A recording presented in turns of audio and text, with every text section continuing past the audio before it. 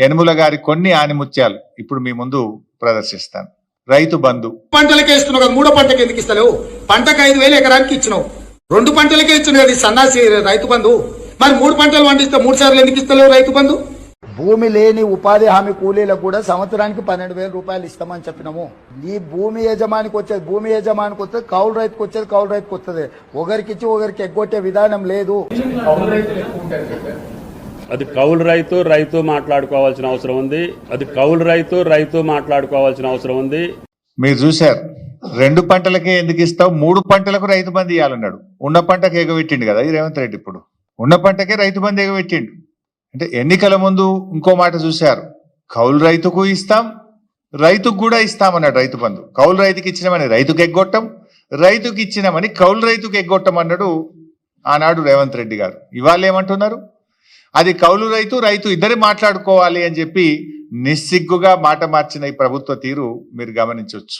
ఇప్పుడు ఏమంటున్నారు, అధికారంలోకి రాగానే అది కౌలు రైతా వాళ్ళే తెలుసుకోవాలి, మాకు సంబంధం లేదన్నారు. ఆ రోజేమో కౌలు రైతుకు ఇస్తాం, రైతుకు ఇస్తాం, 3 పంటలకు రైతు బంధు ఇస్తా అన్నాడు. నిన్న మాట్లాడుతుండు సిగ్గు లేకుండా ముఖ్యమంత్రి. ఏం మాట్లాడుతుండు నిన్న? గత ప్రభుత్వం అట యాసంగి పంటలో రైతు బంధు ఎగ్గొట్టిందట. రైతు బంధు డబ్బులు ఇవ్వడానికి మేము జమ చేసి ప్రకటన కూడా చేస్తే ఎలక్షన్ కమిషన్ కంప్లైంట్ ఇచ్చింది మీరు, రైతు బంధును ఆపింది మీరు.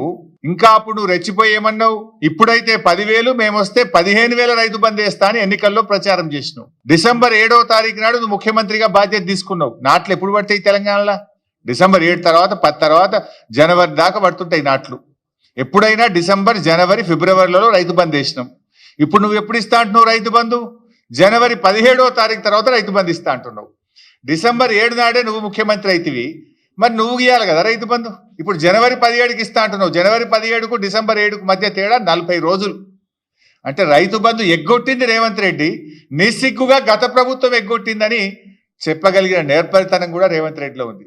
అంటే దొంగ అన్నట్టు ఈయన ఎగ్గొట్టింది రేవంత్ రెడ్డి, రైతు బంధును ఆపింది రేవంత్ రెడ్డి, కేసీఆర్ ఎగ్గొట్టిండు, బీఆర్ఎస్ ప్రభుత్వం ఎగ్గొట్టిందని ఉల్టా చోర్ కోత్వాల్కు డాంటే అనే విధంగా మాట్లాడిండు.